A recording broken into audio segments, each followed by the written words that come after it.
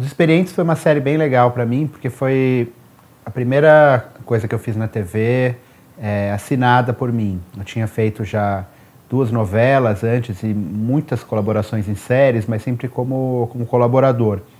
E Os Experientes foi uma história que eu criei do começo ao fim e escrevi, e foi muito legal ter esse primeiro projeto já dirigido ali pelo Kiko e pelo Fernando, produzido pela O2, né? Geralmente as primeiras coisas que as pessoas fazem no audiovisual é um curta na faculdade, é uma coisa assim. E era uma série legal, né? Era um tema que era para falar sobre velhos, e não era um assunto que eu pensava muito, aos 30 e tantos anos de idade, a velhice. E comecei a reparar numa coisa que eu já sabia por ler, assim, mas sobre como os velhos são invisíveis.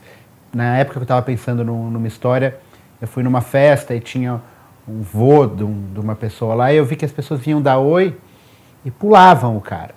Assim, e aí eu quis fazer uma coisa sobre isso, sobre um episódio em que o protagonista, no caso era a protagonista, era uma senhora, começava invisível, começava da maneira que a sociedade vê a velha, ignorando ela, e ela fosse ganhando poder ao longo do episódio. Eu pensei primeiro numa situação num avião, que era a voz nos alto-falantes pede um médico, e se levanta essa velhinha e todo mundo já fica surpreso, que ela é a médica, e ela é uma médica aposentada, mas uma médica, enfim.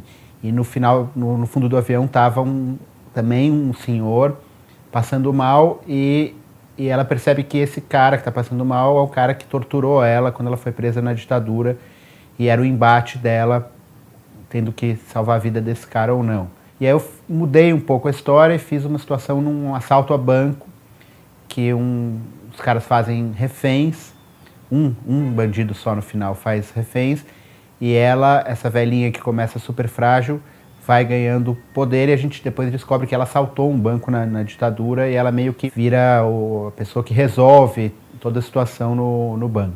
O diálogo com os diretores, com o Fernando e o Kiko, também foi muito legal, porque assim, eu mandava a escaleta, eles devolviam super comentada, eu comentava com eles, a gente foi mudando, e com toques muito bons, toques no caso, o Fernando, um cara que tem muita experiência, né?